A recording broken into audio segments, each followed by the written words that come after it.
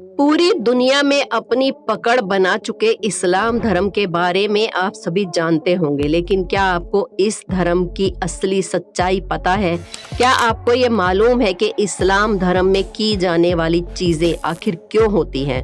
क्यों इस्लाम धर्म में लोगों को जलाया नहीं जाता बल्कि दफनाया जाता है? क्यों इस्लाम धर्म के लोग अधिकतर मांस खाते हैं? आज की हमारी वीडियो में आपके इन्हीं सभी सवालों के जवाब मौजूद हैं, जहां हम आपको इस्लाम धर्म की उस सच्चाई से रूबरू करवाने वाले हैं जिसे जानकर आपके होश उड़ जाएंगे। यहाँ तक कि बहुत से मुस्लिम भी इसके पीछे का सच नहीं जानते। तो दोस्तों, आज हम अपनी वीडियो में जो बातें बताएंगे वो सारी तर्कपूर्ण होंगी, इसलिए कुछ भी कहने या सोचने से पहले वीडियो को पूरा देखें और जरूर देखें। लेकिन उससे पहले हमारे चैनल अनोखी दुनिया को सब्सक्राइब करके बेल आइकन को प्रेस जरूर कर लें। दोस्तों, इस्लाम धर्म का सच जानने के लिए सबसे पहले आपको रामायण के बारे में पता होना चाहिए कि रामायण में सभी राक्षसों का वध किया गया था, लेकिन सिर्फ शूर्पणखा का वध नहीं किया गया था। उसके नाक कान काटकर उसे छोड़ दिया गया था। इसके बाद शूर्पणखा अपना चेहरा कपड़े से छुपाकर रहती थी। रावण की मृत्यु के बाद शूर्पणखा अपने पति के साथ शुक्राचार्य जी के पास गई और जंगल में उन्हीं के आश्रम में रहने लगी। राक्षसों का वंश खत्म ना हो, इसलिए शुक्राचार्य ने शिव की आराधना की और शिवजी प्रकट भी हो गए। शिवजी ने अपना स्वरूप यानी कि शिवलिंग शुक्राचार्य जी को देकर कहा कि जिस दिन कोई हिंदू इस शिवलिंग पर गंगा जल चढ़ा देगा उस दिन राक्षसों का नाश हो जाएगा। तब तक के लिए जो राक्षसों का वंश है वो इसी तरह चलता रहेगा। शुक्राचार्य जी चाहते थे कि कोई भी उस शिवलिंग तक ना पहुंच पाए और राक्षसों का वंश कभी खत्म ना हो। इसलिए शुक्राचार्य जी ने डर की वजह से वो शिवलिंग हिंदुओं से दूर रेगिस्तान में स्थापित कर दिया, जो आज अरब के मक्का मदीना में स्थित है। और इसलिए लोगों द्वारा कहा जाता है कि मक्का मदीना में एक शिवलिंग है जिस पर गंगा जल चढ़ाने पर पृथ्वी की सारी काया पलट हो जाएगी। हालांकि सालों से कई सारे एक्सपर्ट्स इस बात से इनकार भी करते हैं, लेकिन अगर पौराणिक कथाओं की माने तो यह वही शिवलिंग है जिसे शुक्राचार्य जी ने हिंदुओं से बचाए रखने के लिए रेगिस्तान में छुपाया था। और इसी वजह से कोई भी हिंदू मक्का मदीना के अंदर प्रवेश नहीं कर सकता, क्योंकि अगर किसी हिंदू ने अंदर मौजूद शिवलिंग पर गंगा जल डाल दिया तो शूर्पणखा के वंशजों का विनाश हो जाएगा। शूर्पणखा जो उस समय अपना चेहरा ढक कर रखती थी, वो परंपरा उसके वंशजों ने पूरी तरह निभाई। आज भी इस्लाम धर्म को मानने वाली औरतें अपना चेहरा ढक कर रखती हैं। और ये जानकर आपको हैरानी होगी कि शूर्पणखा के वंशज आज मुसलमान कहलाते हैं, क्योंकि शुक्राचार्य जी ने उन्हें वरदान दिया था। इस वजह से विशेष तौर पर मुसलमान शुक्रवार को महत्व देते हैं। इन सारी चीजों को जानने के बाद आपके दिमाग में सिर्फ एक ही सवाल आ रहा होगा कि आखिर इस्लाम कैसे पैदा हुआ। तो दोस्तों, आपको बता दें, इस्लाम कोई धर्म नहीं है, ये सिर्फ एक मजहबी दिनचर्या है। और इस मजहब का मतलब है अपने कबीलों यानी कि अपने गिरोह को बढ़ाते चले जाना, यानी कि अपने कबीले में रहने वाले लोगों की संख्या को बढ़ाना। ये तो हम सब जानते ही हैं कि इस्लाम धर्म की स्थापना करने वाले मोहम्मद अरब के वासी थे और अरब के देशों में सिर्फ और सिर्फ रेगिस्तान पाए जाते हैं।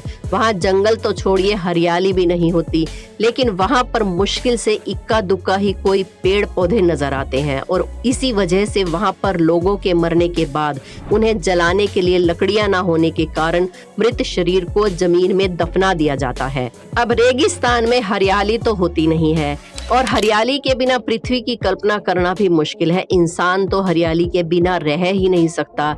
इसीलिए वहाँ के लोगों को हरियाली इतनी पसंद है और हरा रंग इतना पसंद है कि वो इस्लाम धर्म का सूचक बन गया। इसी वजह से इस्लाम धर्म में हरे रंग को इतनी ज्यादा महत्वता दी जाती है। अरब देशों में पड़ने वाली गर्मी किसी की भी हालत खराब कर सकती है। वहाँ के लोग तेज धूप में रेगिस्तान में सफर करते थे और इसी वजह से वहाँ के लोग अपने सिर को ढकने के लिए टोपी पहनने लगे, ताकि धूप की गर्मी से वो लोग बीमार ना पड़े। और ये प्रथा आज भी चली आ रही है। अरब देशों में आप देखेंगे कि लोग सिर पर कपड़ा बांध कर रखते हैं ताकि धूप की गर्मी उन्हें नुकसान ना पहुंचा पाए।